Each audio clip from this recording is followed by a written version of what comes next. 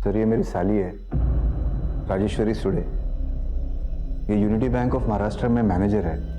कल सुबह से ही राजेश्वरी का कुछ पता नहीं चल रहा सर। राजेश्वरी आपके साथ रहती है? नहीं सर, वो हमारे घर से थोड़ा दूर अकेले रहती है। कल सुबह वो हमारे घर आई थी, मगर उसके बाद से वो। गुड मॉर्निंग जीजू। Good morning. Good morning. Good morning ताई। Good morning. अरे वाह रजी, आजकल फिटनेस पे बहुत ध्यान दे रही है। पर फिट रहने से क्या होगा, उम्र थोड़ी कम हो जाएगी। 34 की हो गई है, पता नहीं शादी कब करेगी। ताई फिर से वही बात, ये सब छोड़ 500 रुपए दे। क्यों, क्या हुआ?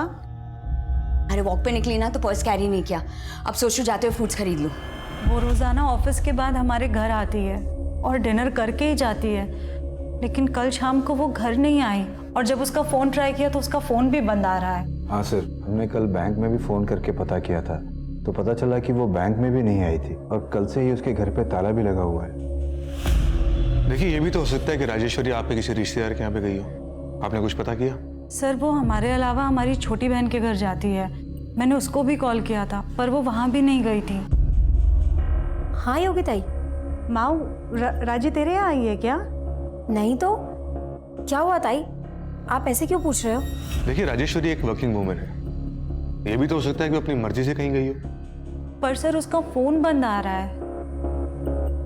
ठीक है, अभी आप थोड़ा वेट कीजिए, अगर कुछ नहीं पता चलता तो हम एक्शन लेते हैं।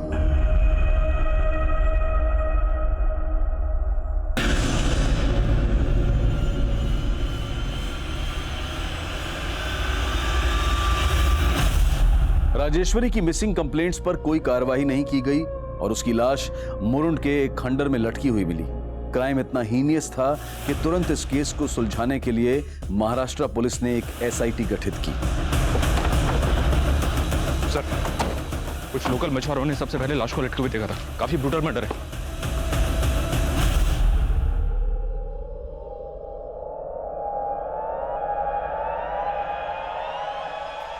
लड़की को नीचे उतारने का इंतजाम करो। आइए सर, ये देखिए सर।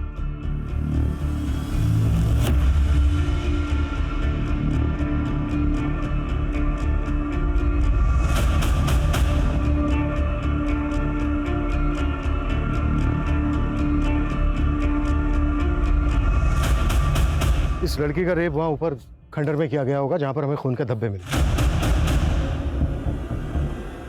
और ये देखो, इस लड़की को यहां से ये घसीटते हुए और फिर इसको ऊपर टांग दिया गया पेड़ से।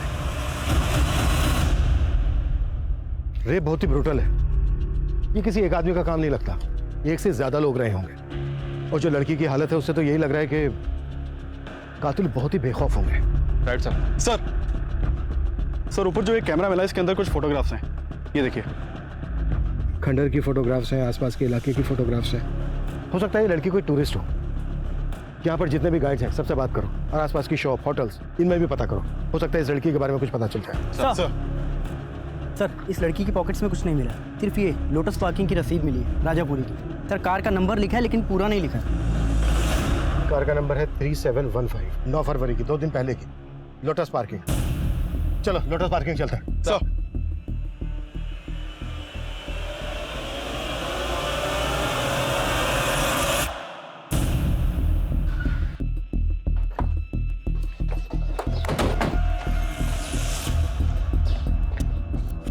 नमस्ते साहब।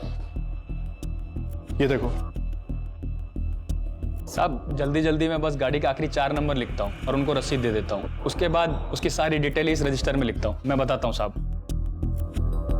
साहब XX 3715 साहब, ये 9 फरवरी को यहाँ पे आई थी 2:15 पे।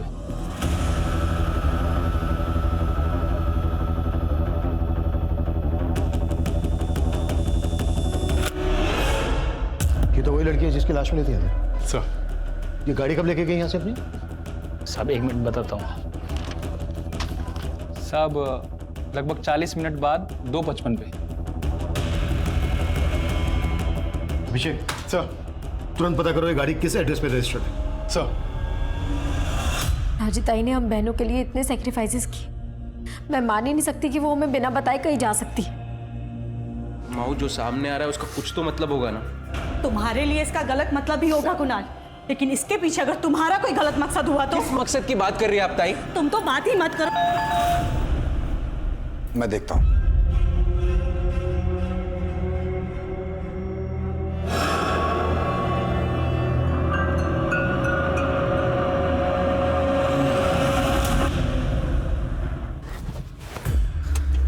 अरे वाह, तू तो बहुत से गाड़ी दौड़ाने लग गई। पर अफसरों की गाड़ियां कब तक दौड़ाएगी?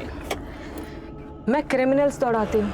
अफसर की गाड़ी दौड़ाने के लिए पुलिस में भर्ती थोड़ी ना हुई थी। ठीक है मैडम, हम जानते हैं आपको खतरों से खेलने का शौक है, पर मेरे बारे में भी तो कुछ सोचो। तेरे बारे में ही तो सोच रही हूँ, इसीलिए तो तुझे ये टेम्पो लेकर दिया है।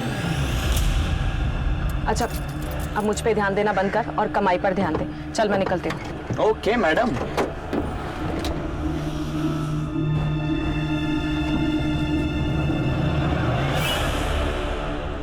Sir, Rajeshwari Sule missing case 10 फरवरी को फाइल हुआ था।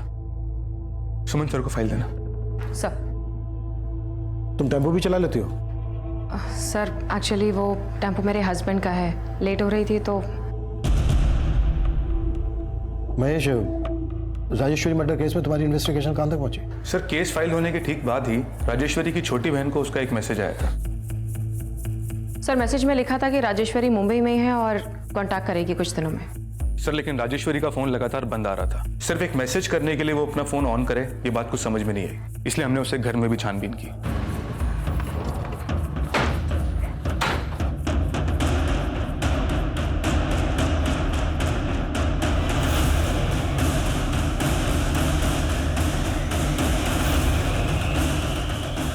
लेकिन उसे घर में भी कुछ सस्पिशियस मिला नहीं, और उसे घर के बाहर लगे सीसीटीवी कैमरे की फुटेज देखने के बाद यही लगा कि वो अपनी मर्जी से कहीं गई थी।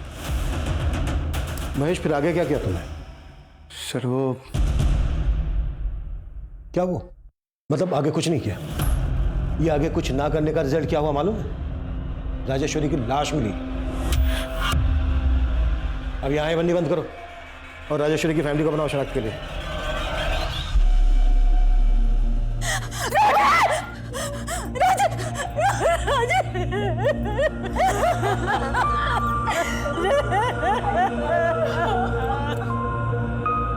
राजेश्वरी की लाश उसके घर से 50 किलोमीटर दूर एक पर्यटन स्थल के नजदीक मिली थी। पुलिस उस एरिया के सेक्स ऑफेंडर्स को भी तलब कर रही थी और स्थानीय होटल्स, दुकानदार और टूरिस्ट गाइड से भी पूछताछ की जा रही थी। नहीं सर, ऐसी कोई भी टूरिस्ट को हमने नहीं देखा है। मैंने भी नहीं देखा इसको कहीं। सर राजेश्वरी ताई के फ़ोन से मुझे मैसेज आया था, लेकिन हमने उस मैसेज पे भरोसा नहीं किया। पर यहाँ की लोकल पुलिस ने भी राजेश्वरी ताई को ढूंढने में बिल्कुल कोशिश नहीं की। देखिए, इसके लिए हम बहुत शर्मिंदा हैं। 9 फरवरी की सुबह जब राजेश्वरी घर से निकली, हमने तब की सीसीटीवी फुटेज चेक की और राजापुरी की पार्किंग से जब वो निकली तब की भी फुटेज देखी। राजेश्वरी काफी खुश लग रही थी, ऐसा लग रहा था जैसे किसी से मिलने जा रही हो। राजेश्वरी का कोई अफेयर, कोई बॉयफ्रेंड? नहीं सर, ऐसी कोई बात नहीं थी। अगर ऐसी बात होती तो वो हमें ज़रूर बताती। हम तो खुद उसकी शादी करवाना चाहते थे, लेकिन राजेश्वरी खुद शादी नहीं करना चाहती थी। राजी, तूने माहू की तो शादी करवा दी, अब तू अपनी शादी के बारे में भी तो सोच। तू कब शादी करेगी? राजी ताई को अपने बारे में सोचने की फुर्सत कहाँ है? हमें इनके लिए लड़का ढूंढना पड़ेगा। सही कहा। प्लीज मुझे ना तुम दोनों की तरह ये घर गृहस्थी के झंझट में बिल्कुल नहीं फंसना। अच्छा जी, तो तुम्हारा कहने का मतलब है कि हमने शादी कर ली और घर गृहस्थी के झंझट में फंस गए? और नहीं तो क्या? अरे काय मस्त दिसतंय तिघी, हा? ट्रेनच्या बोगी सारखा। पण एक सेकंड, मालिश नाही, एक दूसरे को गुदगुली कर। क्या? अरे मस्त फोटो आएगा, बघा बघा इकडे। अच्छा, अगर हम मान लें जैसा कि आप लोग सोच रहे हैं कि वो मैसेज राजेश्वरी ने नहीं भेजा होगा, तो फिर किसने भेजा होगा? आप लोगों को शक है किसी पर? सर, उसका तो कोई पता नहीं, लेकिन राजेश्वरी के गायब होने के बाद उसका एक कलीग यहाँ आया था। देखिए, राजेश्वरी मैम ने सिर्फ आप लोगों को हैरान नहीं किया, उनके फैसले से पूरा बैंक हैरान है। बैंक हैरान था मतलब? जी, उन्होंने रिजाइन कर दिया था। एमडी सर को रेजिग्नेशन भी मेल कर दिया था उन्होंने। राजेश्वरी उस बैंक में 10 साल से थी। हमें तो विश्वास ही नहीं हुआ कि वो ऐसे रिजाइन कर देगी। नहीं मैडम, मैं इस बार नहीं कर पाऊंगी। देखो कविता, तुम इस तरीके से पीछे नहीं हट सकती हो, और तुम ही कहती हो ना कि तुम्हें मेरी तरह कामयाब बनना है, तो मेरी तरह सोचना भी पड़ेगा। ये रखो रखो, और हाँ, आइंदा अगर ऐसी बात की तो मुझसे बुरा कोई नहीं होगा।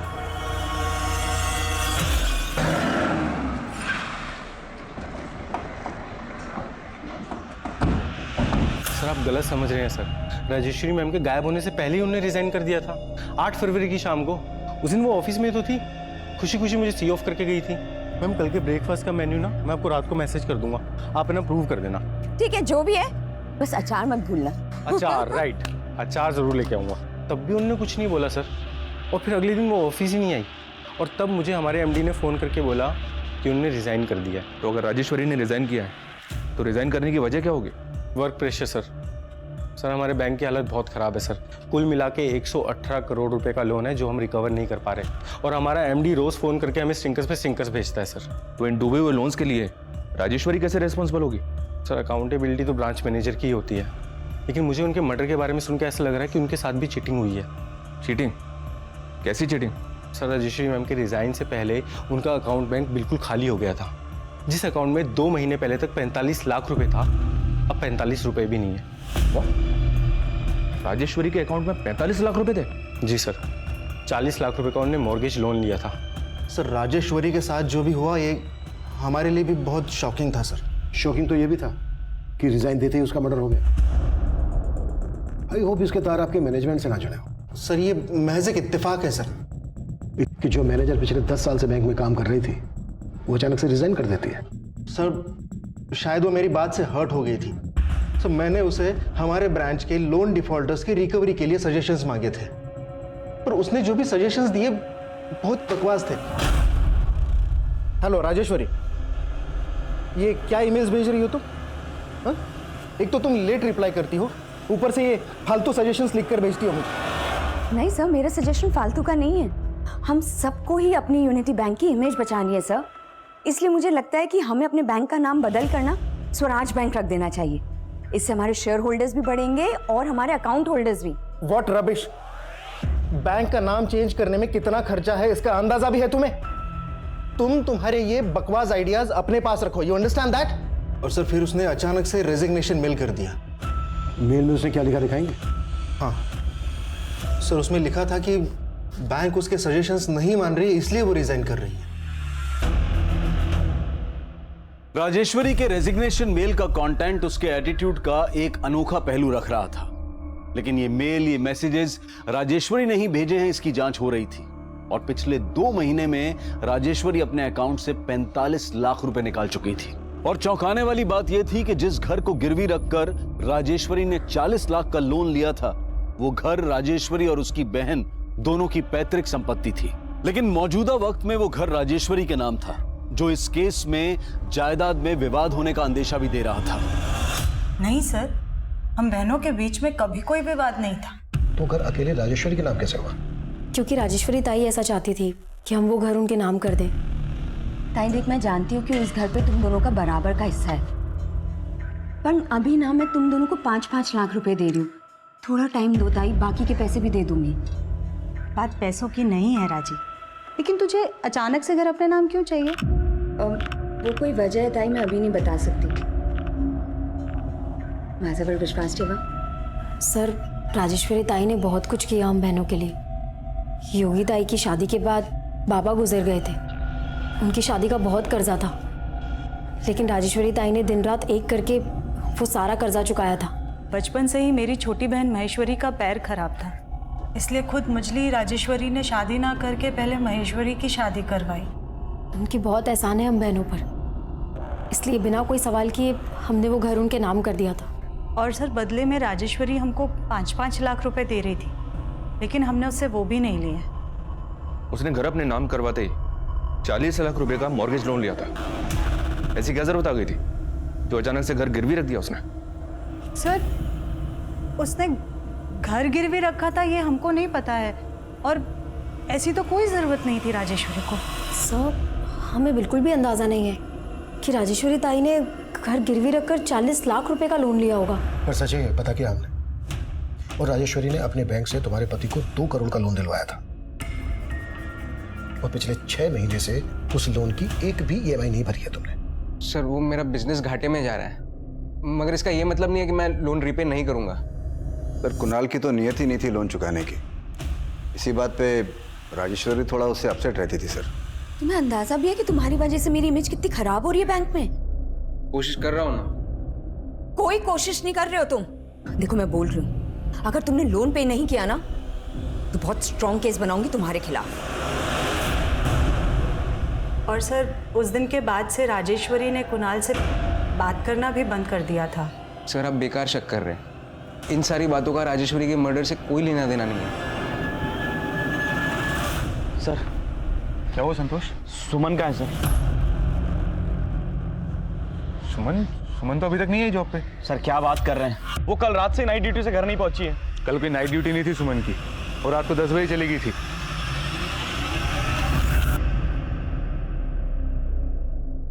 ये तो कमाल ही हो गया सर।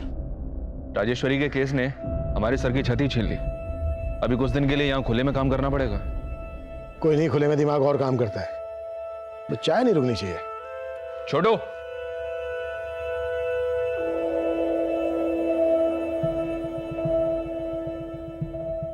₹40 लाख के लिए अपना मकान गिरवे रखना और गायब होने से पहले अपना बैंक अकाउंट खाली कर देना। और राजेश्वरी आखिरी बार जब अपनी बड़ी बहन से मिली थी तो 2000 रुपए उधार लेकर गई थी। ये सब छोड़, 500 रुपए दे। क्यों, क्या हुआ? अरे वॉक पे निकली ना तो पर्स कैरी नहीं किया। अब सोचू जाते हुए फ्रूट्स खरीद लूं। 500 छुट्टे तो नहीं है, 2000। कोई बात नहीं जीजू, 2000 दे दो। उस वक्त तक उसका बैंक अकाउंट खाली हो चुका था। ऐसा लग रहा है जैसे उसको कोई ब्लैकमेल कर रहा था। धीरे धीरे उसको कंगाल किया और उसके बाद रेप करके उसका मर्डर करके फेंक दिया उसको। और क्राइम ऐसी जगह पर गया कि जैसे लगे कि किन्हीं रैंडम ऑफेंडर्स का काम है। लेकिन सर राजेश्वरी के कॉल रिकॉर्ड्स में कुछ भी शक करने जैसा मिल नहीं रहा है। राजेश्वरी की जिंदगी तो संदेहों से भरी पड़ी है। उसकी गाड़ी नहीं मिली अभी तक। उसकी गाड़ी ढूंढने पर जोर दो, शायद उससे हमें कोई लीड मिल जाए। और राजेश्वरी की दोनों बहनों और उसके दोनों जीजाओं को खंगालो। राजेश्वरी के घर की भी अच्छे से तलाशी लेनी होगी। सर इंस्पेक्टर महेश की टीम की SI सुमन अचानक से कहीं गायब हो गई है सर। What? ये महेश और उसकी टीम ने राजेश्वरी को ढूंढने की कोशिश ही नहीं की, और अब जब से हम इस केस पर आए हैं उनकी टीम की SI सुमन गायब हो गई। माजरा क्या है ये? वॉचमैन दरवाजा खोलो, ब्रेक खत्म हुआ। वॉचमैन बंद करो उसको। गाइस हमारा ये लंच ब्रेक है ना, परमानेंट ब्रेक बन गया है। हमारा बैंक गवर्नमेंट ने टेक ओवर कर लिया है। हमारे ATM ऑनलाइन ट्रांसफर सब सीज हो चुके हैं। अभी हजार रुपए निकालने के लिए बाहर हजारों की लाइन लगेगी। हमारी वाट लगने वाली है। ये केस कई उतार चढ़ाव देख रहा था और चौंकाने वाला पहलू ASI सुमन का गायब होना था। SIT इस केस पर भी नजर बनाए हुए थी और राजेश्वरी से जुड़े लोगों पर भी नजर रखी जा रही थी। वहीं राजेश्वरी की कार के तलाश के साथ साथ उसके घर में भी उसके कातिल तक पहुंचने के सुराग ढूंढे जा रहे थे। और फिर कुछ ऐसा हुआ जिसने इस केस को घुमा कर रख दिया।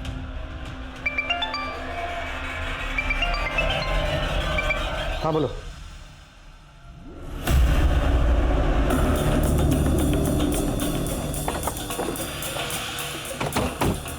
हटो, खड़ी।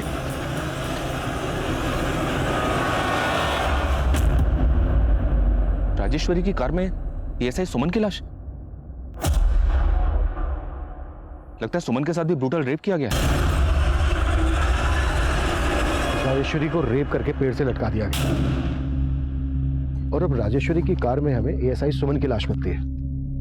अब तक हम ये मानकर चल रहे थे कि किलर ने ही राजेश्वरी की कार को गायब किया होगा। तो क्या जो राजेश्वरी का कातिल है उसी ने सुमन को भी?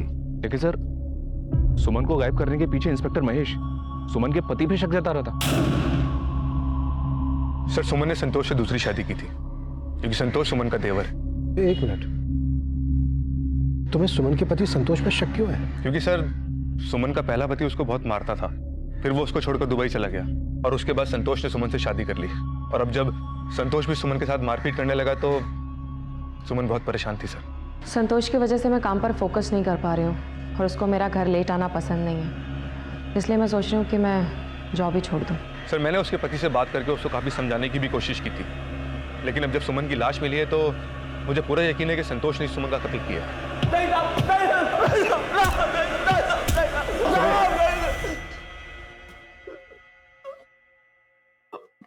मैं किसी राजेश्वरी को नहीं जानता साहब, मैंने कुछ नहीं किया। सिर्फ राजेश्वरी नहीं, बल्कि तूने सुमन को भी रेप करके मार डाला। नहीं साहब, मैं तो सुमन को प्यार करता था साहब। प्यार नहीं करता था, मारपीट करता था उसके साथ। तो तेरा बड़ा भाई भी यही करता था ना? मैं अपने बड़े भाई जैसा नहीं था साहब, मैंने तो सुमन को जल्लाद से बचाया था। उन्होंने सुमन की जिंदगी बर्बाद करके रख दी थी, बिल्कुल नरक की तरह। ऊपर से उसको छोड़ के दुबई चला गया, उधर उसने दूसरी शादी बना ली। सुमन के तो माँ बाप भी नहीं थे साहब। मुझे सुमन से हमदर्दी थी, इसलिए मैंने उससे शादी कर ली। शादी के बाद मैंने उसका पढ़ाई भी पूरा कराया, फिर वो पुलिस में भर्ती हो गई। सुमन खुद बोलती थी कि मैंने उसकी जिंदगी बनाई है, अब भला मैं उसकी जिंदगी काय को छीनूंगा साहब। उल्टा वो सब इंस्पेक्टर महेश ने मेरी सुमन को मुझसे छीना है। ये सब इंस्पेक्टर महेश ने? हाँ साहब, वो आए दिन सुमन को अपने घर ले जाता था रात को। वो बेचारी मुझे बता भी नहीं पाती थी साहब, पर मैंने बाद में पता कर लिया। कहाँ थी तू? कहाँ थी मतलब? जॉब से आ रही हूँ। अच्छा, झूठ बोल रही है मुझसे? हाँ, मैंने तुझे उस सब इंस्पेक्टर के साथ जाते हुए देख लिया था। तेरा चक्कर चल रहा ना उसके साथ। तुम गलत समझ रहे हो संतोष। अच्छा, तो क्या काम था इतनी रात को वहां पर? हाँ, क्या बताऊं संतोष, वो कमीना मेरे साथ जबरदस्ती कहता है कि उसकी बात नहीं मानूंगी तो सस्पेंड कर देगा मुझे। मेरा काम छूट गया था साहब। सुमन ने मेरे को टेम्पो लेके दिया, कर्जा लेके, पर मेरे को नहीं मालूम था साहब कि वो घर चलाने के लिए उसकी जुर्म सह रही थी। देखिए सर, मैं मानता हूँ कि सुमन और मैं एक कलीग से कुछ ज्यादा ही थे। दरअसल बात यह है कि सुमन अपने पति से काफी तंग आ गई थी और यही कारण है कि हम दोनों करीब आ गए थे। संतोष को हम पर शक होने लग गया है। तुम संतोष से इतना घबराते क्यों? डिवोर्स दे दो ना उसको। सर, सुमन मेरे साथ रिलेशन भी बना रही थी और अपने पति को भी नहीं छोड़ रही थी। इसलिए तुमने उसको? नहीं सर, मैंने ऐसा कुछ नहीं किया। जरा आप खुद सोचिए ना, अगर मैंने ऐसा कुछ किया होता तो मैं सुमन की बॉडी को राजेश्वरी की गाड़ी में डंप क्यों करता? मुझे फंसाया जा रहा है सर, मैं बेकसूर हूं और यही सच है। वाह, क्या बात है। मेरी और राजेश्वरी की अनबन को बढ़ा चढ़ाकर आप लोगों ने मुझे अंदर करवाने की पूरी कोशिश कर डाली थी। तू अपनी बीवी का मुंह बंद करवा सकता है, लेकिन हम क्यों चुप रहते? जो सच था बोल दिया। आप लोगों ने अखबार नहीं पढ़ा? राजेश्वरी की गाड़ी में एक पुलिस वाले की हत्या हुई है। अच्छा, मतलब उसके साथ भी तेरा चक्कर था? क्या बकवास कर रहे हो दादा? मैं अच्छी तरह समझता हूँ तुम क्या खेल खेल रहे हो। मुझे अंदर करवा के मेरी बीवी को बहका दोगे और वो पुश्तैनी घर खुद हत्या लोगे। अभी निकल यहाँ से, बहुत हो गया तेरा। चल निकल यहाँ से। राजेश्वरी और सुमन की पोस्टमार्टम रिपोर्ट में काफी समानताएं हैं। राजेश्वरी की लाश लाल दुपट्टे से लटकी हुई मिली थी और सुमन के गले के स्ट्रैंगुलेशन मार्क्स में लाल धागे के ट्रेसेस मिले हैं। लेकिन सर, सुमन मर्डर की क्राइम लोकेशन पे हमें कोई लाल कपड़ा नहीं मिला है। आखिर किलर के दिमाग में चल क्या रहा था जो उसने इस तरह से? सुमन के कॉल रिकॉर्ड चेक किए मैंने सर, उसके कॉल रिकॉर्ड्स में इस कविता का नंबर मिला है। सुनीता के मर्डर वाले दिन से ही कविता का फोन स्विच ऑफ है और ये नंबर राजापुरी के एड्रेस पर रजिस्टर्ड है। राजापुरी? मर्डर वाले दिन राजेश्वरी को राजापुरी की पार्किंग में देखा गया था उसकी कार के साथ। मुझे इस कविता की सारी इंफॉर्मेशन चाहिए। सर, राजेश्वरी के छोटे जीजा कुणाल का इस यूसुफ के साथ कनेक्शन मिला है। यूसुफ शेख? ये तो बेटिंग माफिया है ना? जी सर। पर ये तो काफी दिनों से अंडरग्राउंड था। एक और बात सर, पता चला है कि कुणाल राजेश्वरी को पहले से जानता था, कॉलेज में दोनों साथ ही पढ़ते थे।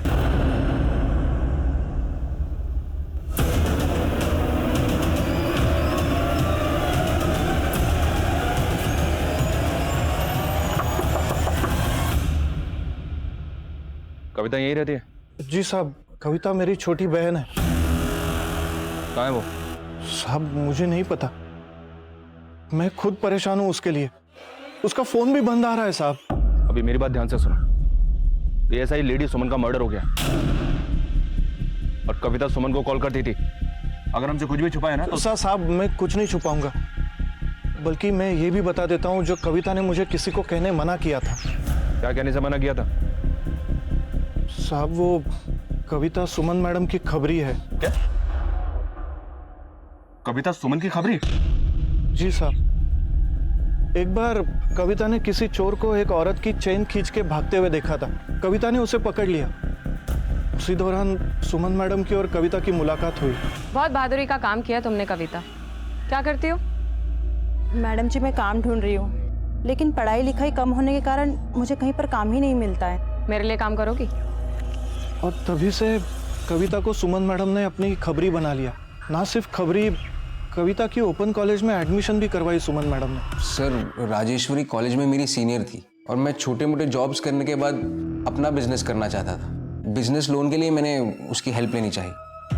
कुणाल, तुम्हारा क्रेडिट स्कोर बहुत खराब है, कोई भी बैंक तुम्हें बिजनेस लोन नहीं दे सकता। इसीलिए तो मैं आपके पास आया हूँ, प्लीज़ मेरी हेल्प कर दीजिए। ठीक है, चलो आई विल ट्राई समथिंग, पर अगर इसके बदले में मैं तुमसे कुछ मांगूं तो तुम मुझे दोगे? अरे आप बोल के तो देखिए, मैं आपके लिए कुछ भी करने को तैयार। कुणाल, मैं तुम्हें बहुत सालों से जानती हूँ। आई नो तुम एक बहुत ही सरल और अच्छे लड़के हो। अच्छा, मैंने सुना है कि तुम अपनी शादी के लिए लड़की ढूंढ रहे हो। हाँ, पर दैट्स ग्रेट। मैं भी अपनी बहन महेश्वरी के लिए तुम्हारे जैसा लड़का ढूंढ रही हूँ। क्या तुम मुझसे शादी करोगे? और ये लोन तुम मुझ पर छोड़ दो, आई हैंडल इट। लेकिन उसने मेरी मजबूरी का फायदा उठाकर अपनी अपाहिज बहन से मेरी शादी करवाई। ऊपर से पैसे ना लौटाने की वजह से वो मुझे उल्टा सीधा सुनाती थी। इसलिए उससे पीछा छुड़ाने के लिए तूने यूसुफ शेख की मदद ली। अब ये तो बिल्कुल मत कहना कि तू यूसुफ को जानता नहीं है। सर, मैं बेटिंग पे पैसे लगाता था, इसलिए मेरी यूसुफ शेख के साथ बोलचाल थी। मैं क्या सर, राजेश्वरी भी यूसुफ शेख को जानती थी। राजेश्वरी यूसुफ को जानती थी? जी सर। सर राजेश्वरी भी बेटिंग पे पैसे लगाती थी। तेरे कहने का मतलब ये है कि राजेश्वरी को यूसुफ ने? राजेश्वरी ने अपना घर गिरवी रख के 40 लाख का लोन उठाया था। पक्का उसको यूसुफ को कोई मोटी रकम देनी थी, जिसका यूसुफ ने राजेश्वरी से बदला लिया। पुलिस तुरंत यूसुफ की तलाश में जुट गई, लेकिन एएसआई सुमन की खबरी कविता के गायब होने की पहेली इस केस को उलझा रही थी। पुलिस को कविता की कोई लीड नहीं मिल रही थी, लेकिन उनके खबरी नेटवर्क ने यूसुफ को ढूंढ निकाला। साहब, अपना तो बैटिंग का धंधा है साहब, और उसमें वो डराना धमकाना तो चलता ही रहता है साहब। मगर साहब यकीन मानिए, मैंने मर्डर किसी का नहीं करवाया। तो राजेश्वरी को धमकाकर कितना पैसा लूटा तूने उससे? क्या बात कर रहे हो साहब, वो तो जीत रही थी साहब, और उसने मुझे नहीं बल्कि मैंने उसको पैसा देना था। तो तूने राजेश्वरी के पैसे ना देकर उल्टा उसी का हिसाब चुकता कर दिया? सर मैंने कुछ नहीं किया है सर। हाँ, मैं मानता हूँ साहब कि उसका लक मेरा पूरा बैलेंस बिगाड़ रहा था साहब। उसके सितारे बहुत सॉलिड काम कर रहे थे, और सर आप जानते हैं पिछले कुछ टाइम से वो बड़े अटपटे से नंबर पे पैसा लगा रही थी साहब। नहीं कहा ना, 1,23,373 ही लगाना है। मेरा लक चलेगा इस रकम के नंबर से। साहब वो मुझसे 10-10 गुना ज्यादा पैसा बना रही थी, और साहब सच बोल रहा हूँ, मुझे भनक भी नहीं है कि वो उसके पैसे पर कौन नजर गड़ा के बैठा था। सर अगर यूसुफ की बात सही है तो इस लकी नंबर का कनेक्शन न्यूमरोलॉजी से हो सकता है। इस बात को एक बार और कंफर्म करते हैं सर। राजेश्वरी 2 महीने पहले तक अपने नाम की स्पेलिंग में W की जगह V इस्तेमाल कर रही थी। उसने अपने बैंक अकाउंट में भी ये करेक्शन की थी। तो यूनिटी बैंक का नाम बदलकर स्वराज बैंक रखने का सजेशन उसका न्यूमरोलॉजी से जुड़ा था?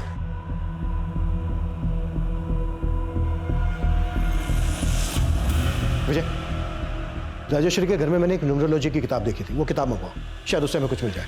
सर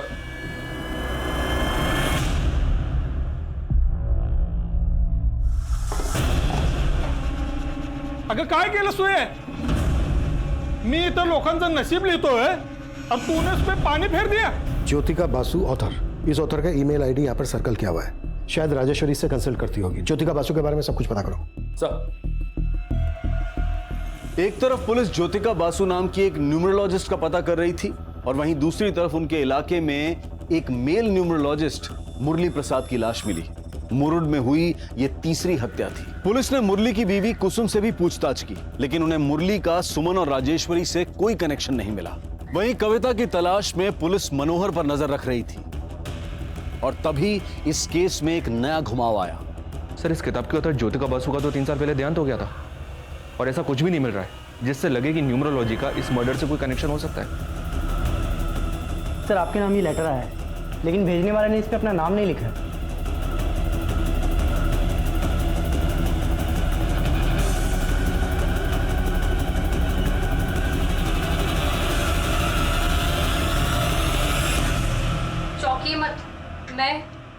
ज्योतिका बसु। राजेश्वरी, सुमन और मुरली की पुंगी मैंने ही बजाई और 3 मार्च को आपके मुरुड में एक और शहनाई बजाने वाली हूँ। रोक सको तो रोक लो, रोक सको तो रोक लो। लेकिन सर, ये ज्योतिका बसु कैसे हो सकती है? कहीं ये कविता तो नहीं जो हमें चैलेंज दे रही है? अगर ये कविता है तो इसके साथ कोई मर्द भी इन्वॉल्व होगा, क्योंकि 2 औरतों का रेप हुआ है। हम इसके चैलेंज को लाइटली नहीं ले सकते। अपनी पूरी टीम को अलर्ट कर दो, ये लोग कुछ भी कर सकते हैं। मूव।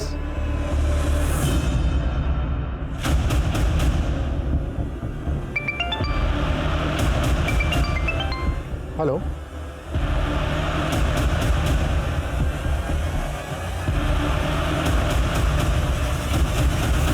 देखना कोई डेड बॉडी के पास ना आए। आइए सर। सर ये देखिए, एक और डेड बॉडी मिली है।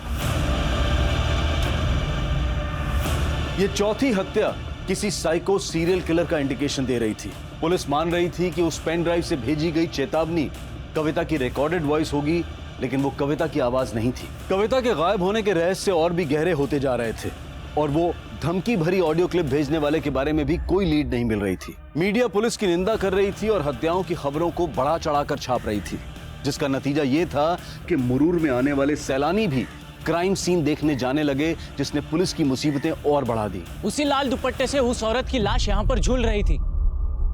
पुलिस को भी कुछ पता नहीं चला। चल रहा है? हाँ, लेकिन जब क्या चल रही थे?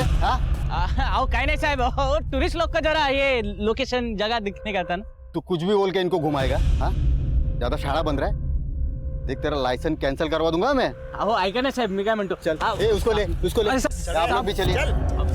अब इस मर्डर की कहानी ना पुलिस स्टेशन में बताना, समझा? चल। काय साहब, हम लोग किधर कुछ बोलते हो तो अखबार में छप के आता है। ये टूरिस्ट लोग इधर आने का जिद करता है, इसके लिए करना, पेट के लिए करना पड़ता है साहब।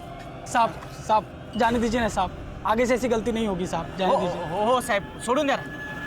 बघा आता सोडतोय, नेक्स्ट टाइम नाही चालणार। हो चल। हाँ बोलो।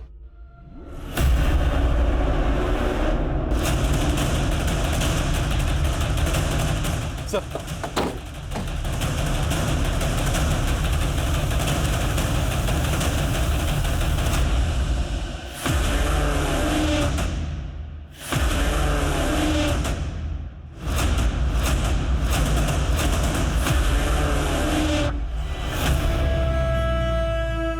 सर एक मछुआरे ने इस लड़की की लाश देखी थी।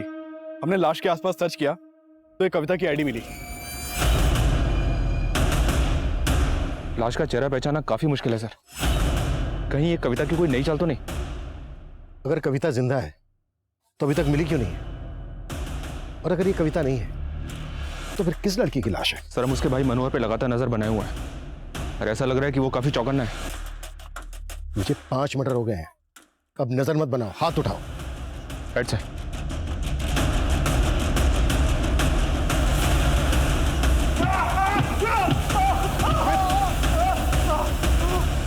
चल बोल। मैं सच बोल रहा हूँ, कविता कहाँ है मुझे नहीं मालूम साहब। मालूम नहीं है या तू भी उसके साथ मिलके कांड कर रहा है? बोल। अरे आई शपथ सांगतो साहब, कविता कहाँ है नहीं मालूम मुझे। राजेश्वरी की लाश हमें लाल दुपट्टे से लटकी हुई मिली थी और बाकी विक्टिम्स के स्ट्रैंगुलेशन मार्क्स पर भी लाल धागे के ट्रेसेस मिले हैं। इस केस का इस लाल रंग से जरूर कोई गहरा रिश्ता है। अभी तक हम ये भी पता नहीं लगा पाए हैं कि पेन ड्राइव में किसकी आवाज थी। वो जरूर विक्टिम्स की किसी जान पहचान वाली औरत की होगी। एक काम करो, विक्टिम्स की जान पहचान में जितनी भी औरतें हैं सबका वॉइस सैंपल लो और पेन ड्राइव में जो आवाज है उसके साथ मैच करो।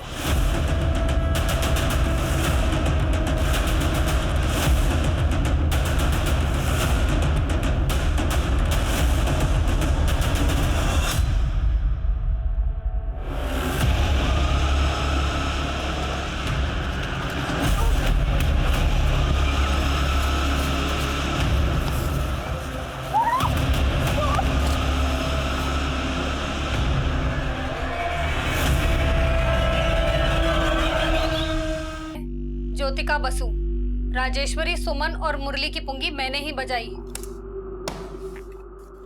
सब कुछ जांचने परखने के बाद ही हम इस नतीजे पर पहुंचे हैं किस पेन ड्राइव में तुम्हारी आवाज है। अब ये बोलो क्यों किया ये सब, और कौन कौन लोग मिले हुए हैं तुम्हारे साथ? कुसुम जैसी अबला को नहीं मारता मैं साहब, उसकी तो मजबूरी ही मेरा मजा थी। ये राजेश्वरी कैसे मिली तुझे? साहब उसके बैंक में मिली थी। हेलो, हाय, मैं आपका कस्टमर बैंक का, याद है आपको आपके अकाउंट खुलवाया था? हाँ? अरे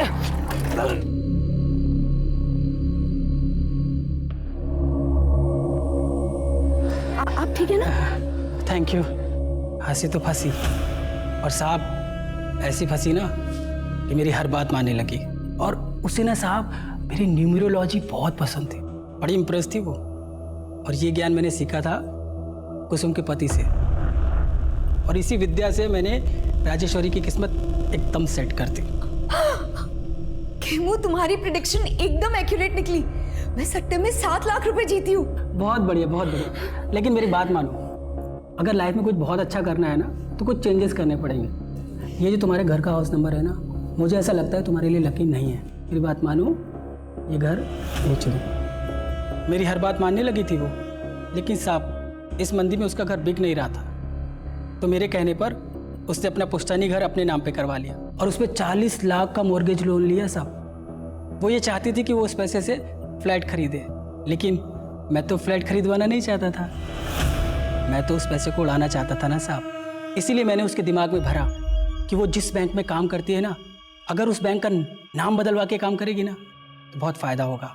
और तेरे कहते ही राजेश्वरी ने रिजाइन कर दिया, और फिर तूने राजेश्वरी को सारे पैसों के साथ मुरुड़ के उस खंडर में बुला लिया।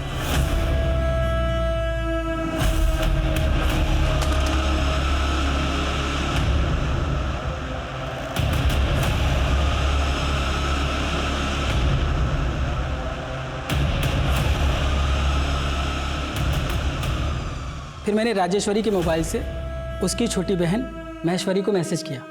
आप लोग तो जी जान से केस में लगे हुए थे, पर मैं भी चौकन्ना था, और वो खबरी दुगनी चौकन्नी।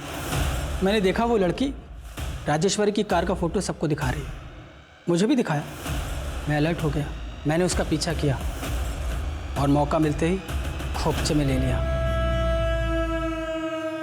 कविता का कॉल पाते ही सुमन राजेश्वरी की कार के पास आ गई, और जब उसे कविता नहीं मिली तो उसने कविता को फ़ोन किया, और तब मैं वहां पहुंच गया। हेलो मैडम,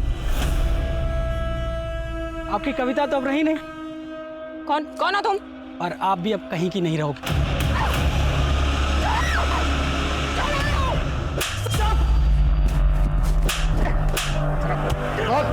क्यों मारती औरतों को?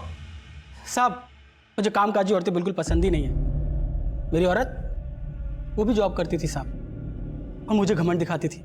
मैं ठहरा निकम्मा साहब। सबसे पहले मैंने उसका ही घमंड किया, उसको मार के गायब कर दिया। और फिर उसके बाद अंजलि, पुष्पा, मंजू, जाने कितनी आई साहब, सबको मार दिया मैंने। तूने अपने गुरु मुरली को क्यों मारा? आप लोग किलर की तलाश में किसी अंक ज्योतिष को ढूंढ रहे थे ना, तो आपकी तलाश को लाइलाज करने के लिए मैंने अपने ही गुरु को मार दिया।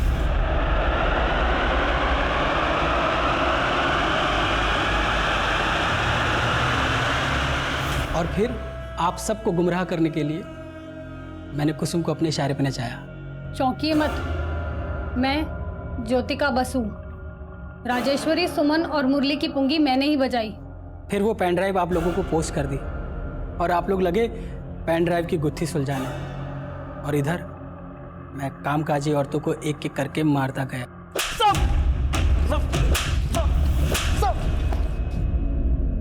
तू जो एक कामकाजी कर रहा है ना, अगर सारी कामकाजी औरतें अपना काम छोड़ दे तो यार तेरे जैसे जानवर आदमी को समझाने का क्या फायदा। अभिषेक अब जरा इसे अपना कामकाज दिखाओ।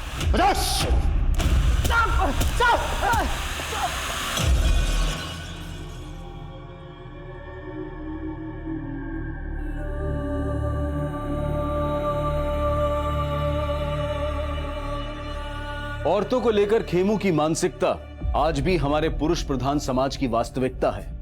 खेमू एक ऐसा सिरफिरा था जो अपनी बीवी समेत 15 औरतों का शोषण करके उन्हें मौत के घाट उतार चुका था। खेमू की गिरफ्तारी से हत्या और रेप के कई अनसुलझे केस सुलझ गए जो काफी अरसे से बैकलॉग में थे। कोरोना वायरस से बचाव के लिए सरकार और प्रशासन ने कई कदम उठाए हैं। ये जरूरी है कि हम उनके द्वारा दिए गए निर्देशों का सही तरह से पालन करें, अफवाहों पर विश्वास न करें, डर का माहौल न बनने दें। हमें पूरा विश्वास है कि हम सब एक साथ मिलकर इस आपदा को जड़ से मिटाने में सफल होंगे। अब मैं अनूप सोनी आपसे विदा लेता हूं। फिर मुलाकात होगी क्राइम पेट्रोल सतर्क के ब्लैक हेडलाइंस अध्याय में एक और नए केस के साथ। और याद रखें, क्राइम और आपके बीच में सिर्फ इतना फर्क है कि आप कितने सतर्क हैं। सतर्क रहें, सुरक्षित रहें। जय हिंद।